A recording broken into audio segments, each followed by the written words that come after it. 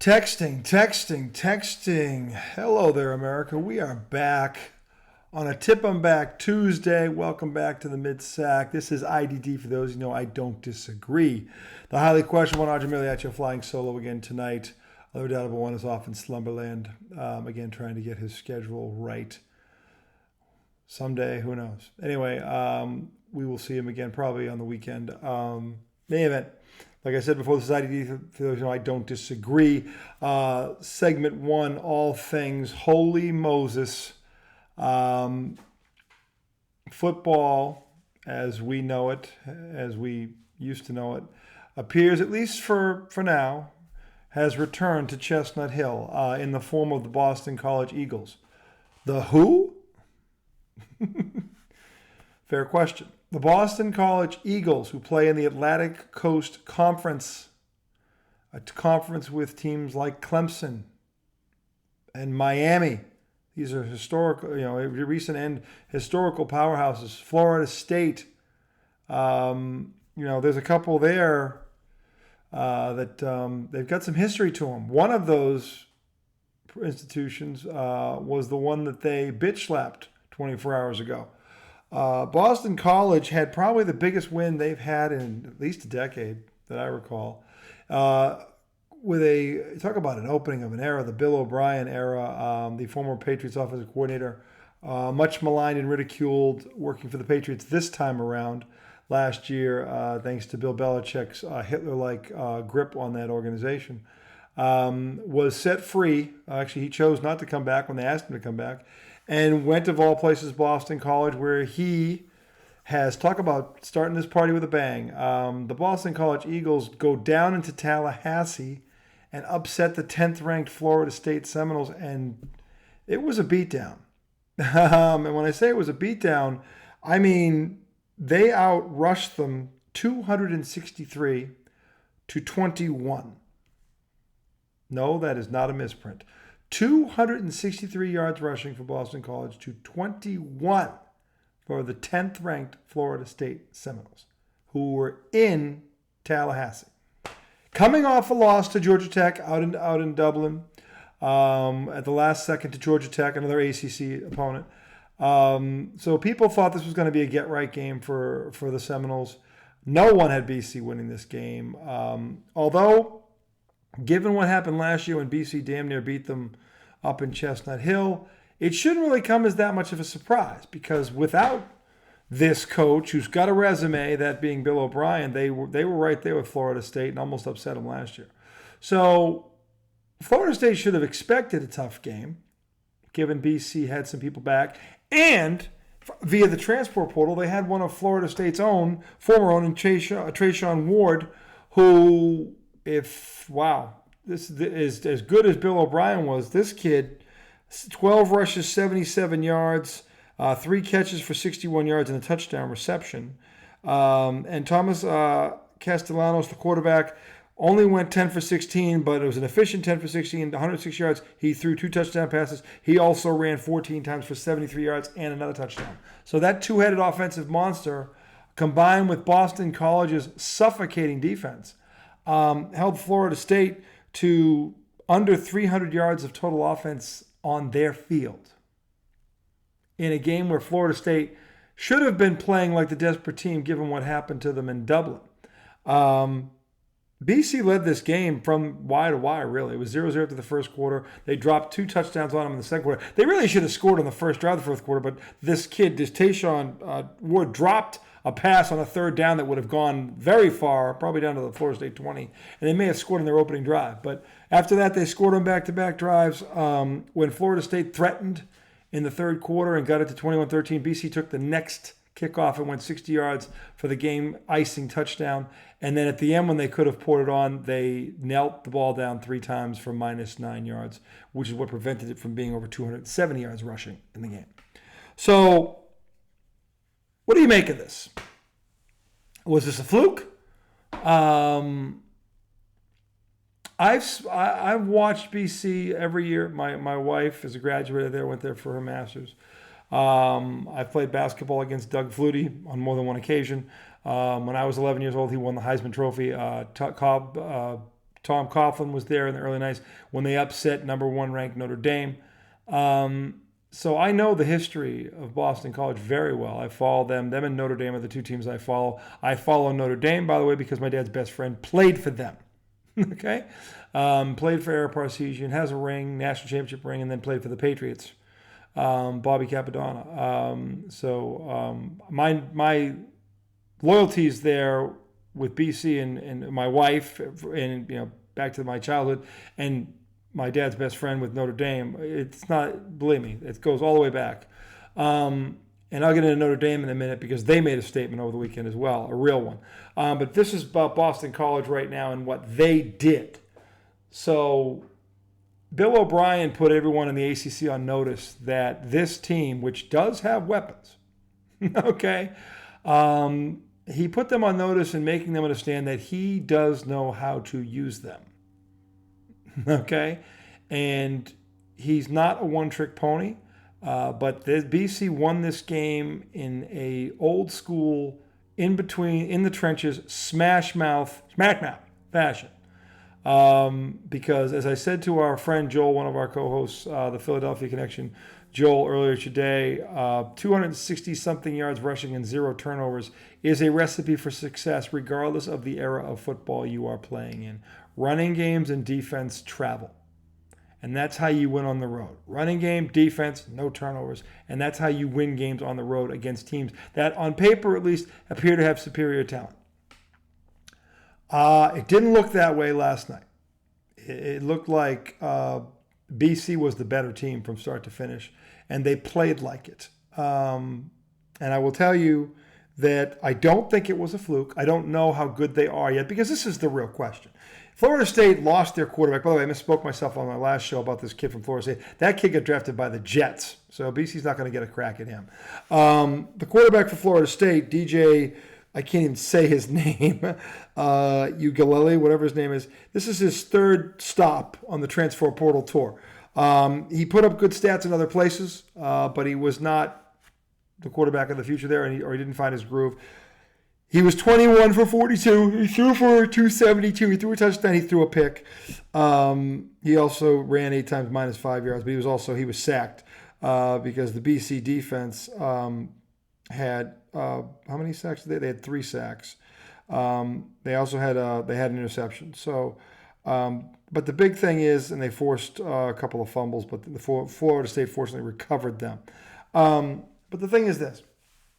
Boston College in the trenches looks, at least after one game, like a legit team.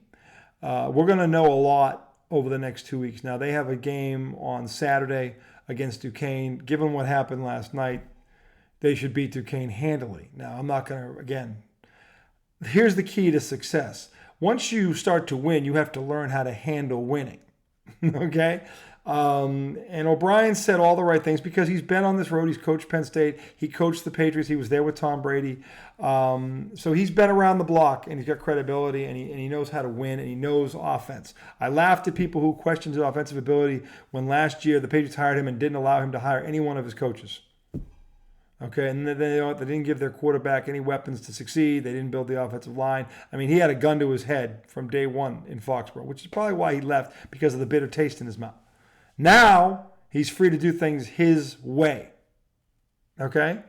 And his way is you win at the line of scrimmage first, and everything else will fall into line, which, by the way, every great coach in the history of this sport won't disagree with that, okay? You win in the trenches, and that's where BC won and dominated Florida State's offensive and defensive lines. If they can continue to do that, I don't want to say it, but there is a 12-team playoff, okay? And I will say this. Looking at their schedule, if they can play like this, they can beat any team on their schedule, and I mean any one of them. So here's where it gets interesting if you're a Boston College fan. They play Duquesne, as I said, Saturday. If they win that game, the following weekend, they play the 11th-ranked Missouri Tigers. That is the game that will tell you how good this team is. Okay? You can't skip over Duquesne because they have to beat them or this is a fluke. If they lose to Duquesne, then that proves this was a fluke.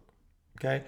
They cannot come down off this. They cannot get excited. They must go back to work. O'Brien understands this as well as anyone. Like I said, he's been around the block. So BC, I'm assuming, is going to beat Duquesne Saturday. Okay, it's at home. Hopefully they pummel them. They certainly have the firepower to pummel them. And that would set up a very, very, very big game with Missouri, 11th ranked Missouri. And that would be must-see TV if you're a Boston sports fan. It really would. Because I really believe that, and I've seen O'Brien do this at Penn State. He was very successful when he coached Brady. Brady can make everybody look good, but still, O'Brien knows what he's doing. Okay, he has experience at both levels, and he has credibility because of that, and these kids believe in him. Here's the thing that I didn't know, and I don't know if any of you heard this, but I found out earlier today that when he got hired in February for that job and the transfer portal opened, he had a meeting with the entire team, everybody that was coming back. All the best players, everybody. And everyone had a chance to go into the portal and leave, and he gave them the opportunity to do that. Not one player went into the portal. Not one. That tells you right there that they believe in what he's selling. And when your team believes in its coach, if it has any kind of talent, it's a dangerous football team. It can be a very, very dangerous football team. And that came to fruition last night. And all that did was add more credibility to him. So if there was anybody on the fence now, not that I think there is, now they've all bought in because now they just went down and beat the 10th ranked team in the country.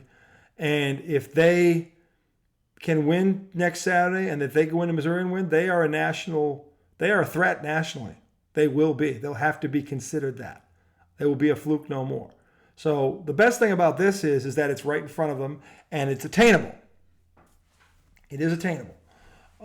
So I'm going to be very interested to see what Boston College does this weekend, how they handle this success, because people are going to be watching them to see what they do with Duquesne, because this is after coming off a big win like that, it's human nature to have a letdown.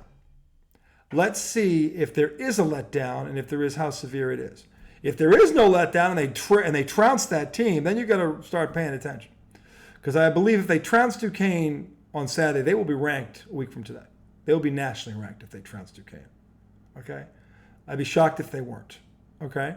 But be that as it may, congratulations to Boston College. That was a great thing to see last night. Congratulations to Bill O'Brien. Keep doing what you're doing. Keep working. Don't stay satisfied. And let's take this up for a spin and see what you can do with it. Switching gears to Notre Dame, who hasn't mattered in a long, long, long time. And I know they've made a couple of these playoffs in the last 4 or 5 years. But no one ever thought Notre Dame could win the whole thing. And I'll be honest with you, I still don't know if they can win the whole thing. I do know this. The environment they were in on Saturday night, that field down there in Texas, College Station, and they did this vote, I think in the offseason, of toughest stadiums to play in the entire country, on the entire landscape of college football. College Station, where Texas A&M resides, was voted number one. Number one. Not Athens, Georgia. Not Tuscaloosa, Alabama. Okay. Not Columbus, Ohio. Okay. Not South Bend. Number one. Okay. Them. Right there. And Notre Dame went in there in another smash mouth type of game, and they won a big one on the road against number 20 Texas A&M. Which puts them, and they moved up. They're now 5th in the AP poll, okay? And they won that game also in the trenches. They won it at the end. It was a tie game, and they scored with 1:54 to go, and their defense shut them down. Notre Dame's defense, by the way, is legit. Are they as good as Georgia? Probably not, but I don't know if they're that far off because they're big, they're nasty, and they're fast, and they're experienced. Okay, and they are well coached. The quarterback who came in, another transfer in the portal, played smart, didn't blow the game, and when they had to have a big drive, he made the big throws and the big plays. They've got a running game. They've got some weapons on offense. That game out there, which a lot of people thought would tell people if Notre Dame wins it, they're for real. A lot of people said if they win that game, they're for real. Okay, they are for real. And again, it's one game. You don't want to overreact. But that was a big win right out of the gate for the Irish. It really was. And I was very impressed with them and BC, obviously. And since those are two teams I follow, I'm stunned I'm actually talking about this. I was certain one of them was going to lose. So at least one of them, maybe both. I wouldn't have been surprised if they both lost. So, which brings me to my closing point in this segment. The Riddell one is not here, but I did some research over the weekend because we were having a discussion on a show not too long ago talking about college football and the start of the season, how we were excited about the 12-team playoff. But we were talking about how the opening weekend it's a lot of blowouts. And it's a lot of blowouts because, for the most part, the teams in the top 10, top 15 don't schedule other ranked teams. They schedule a bunch of cupcakes, and they light up the scoreboard. They set a bunch of records. They get everybody excited for the start of this run when they start getting into interconference play. And on Saturday, there were 67 college football games played this past Saturday. So I just did the research on that one day because 67 games I think is a big enough sample size. That's like 130, whatever it is, 134 of the 318 Division I football teams. So 61 games on Saturday. The winning teams won by a total of 1,872 or 75 points. 61 games. The margin of victory was a total of 1,872 or 75 points. Okay, an average of 27.9 points per game, basically 4 touchdowns. So it was a buffet of bum blastings on Saturday. And Tom sent me a screenshot of 8 of these games, and I said, look, there's 41 being played in the afternoon, and you're bitching about 8. Go, whatever, with PlayStation. And I didn't disagree with Tom. We talked about it, but I said the reason this happens is because most of these teams don't schedule, especially the ranked ones, don't schedule ranked teams right out of the gate. They want to get their feet wet. They want to get an easy one. It's like a preseason game without having the preseason. So they do a university a favor, a mid-level 1A team a favor, and they sell tickets and we played Alabama or we played, if you're whoever, Austin P or whatever these damn teams that they scheduled that they just bent over like just ridiculously. I mean, some of these scores, 6 teams put up 60-plus points, another 2 scored over 70. It was a joke all across the board. But there were 5 or 6 really good games, close ones that were decided by 1 score or less. Virginia Tech was in one of them. They lost to Vanderbilt. UCLA out on the Hawaiian Islands there, bested Hawaii 16-13. The 2 teams that had the guts to play ranked opponents, Notre Dame, okay, and the LSU USC game, which was played last night, they were Donnybrooks. They were nail biters. They were great. But for the most part, it was bum blast city. Okay, so Tom wasn't wrong, and I wanted to let him know how right he was. But as I said then, so what? I mean, you got to whet the appetite, okay? And again, these programs really don't get a preseason, so this is why a lot of these ranked teams schedule a cupcake out of the gate, because to them, they should roll these teams, and they generally do. The folly is if you get the one where that team actually stands up and plays the game in their life. That this is the risk you run. It's a low risk, high reward thing, but can it happen? Yeah, anything's possible. But it certainly didn't happen on Saturday. Because when you score, when the winning teams win by a total of over 1,800 points, almost 1,900 points, that feeds right into Tom's argument. But again, we were in South Carolina at a bar that Saturday, and we were at a place called Dagwoods, having dinner. And there were probably 20 TVs in this place. Great place, great environment for sports on a Saturday. There was college football everywhere you could see, and on 10 of these 20 TVs, the Gamecocks were on, 10 of the 20. And if you weren't at an angle, guess what? You had a small TV in your booth, so you could put the game on if you couldn't see it from one of the 10 angles they had it on, okay? Because that's college football, okay? And that was a Donnie. That was 23-19. They came back and they won against Old Dominion. That was one of the Donnybrooks I was talking about. It was a great game. So there was 5 or 6 great ones. The rest were all laughers. Okay, Tom, I get it. But as I said before, when you get these kind of scheduling early, you're going to have a lot of these, and this is why teams do it, because they don't get a preseason. So they do like I said, they do a mid-level program, a solid. They get their name. Hey, we played against Georgia, or we play against Georgia. Used to be the team that would go out and do this, but they always play. Here's the problem with Georgia. Georgia, if they schedule a ranked team, they always do it in the Georgia Dome. That pisses me off, okay? Because that's a home game for Georgia. So if you're gonna do it Notre Dame did. Go on the road, SEC team, ranked team. That was impressive. Georgia taking on a team in the Georgia Dome, which is basically a home game for Georgia, doesn't really impress me much. That's ridiculous. But Georgia's done it, and they've gotten away because they bitch slapped Oregon a couple times. And Oregon was dumb enough to agree to it, so they deserve what they got. If you're going to do it, go out and go on the road and test your mettle. Notre Dame, because they're an independent, almost had to do something like this, and they did it out of the gate, and it was smart, and they were good enough to do it. So kudos to them. But to Tom's point, yeah, it was Bum Blast Boulevard all day on Saturday to the tune of over 1,800 points and basically 28 points per game was the margin of victory. 4 touchdowns, okay, per game for the winners, okay. But again, the ratings were there because everybody wants to watch their alma mater. So they're happy if their team wins 50-3. Okay, of course, if their team gets blasted 50-3, well, it was against the 11th ranked team in the nation, and that's not. They can live with that. We got to play against them. We got to see them play. We got to see Georgia. We got to see Alabama. We got to see Miami or whoever. Actually, Miami went down to Florida in the swamp and beat them 41-17. That was pretty impressive. So again, Tom's not wrong. But understanding the reason behind why that happens and why it doesn't really matter at the end of the day, because it's the first weekend and everybody's excited. And if your team is on the right end of that, you're really excited. So it just builds interest. But the real games obviously begin starting the next week or so, or 2 weeks when conference play will start. But that's really what that's all about. And Tom wasn't wrong. I want to give him his flowers for that because again, I didn't disagree with him. I was saying these teams don't want to do this early in the season. And LSU is a prime reason why. LSU has lost 2 heartbreakers back-to-back. Florida State ranked last year, they lost at home. And then USC, they lost late the other night. And it puts them behind the 8 ball right away. Now, if they win that game, it's great. But if you lose it, you better be close. But again, with the 12-team playoff, it doesn't bury you. And this is the beauty of the 12-team playoff. But it certainly does help you if you can win them.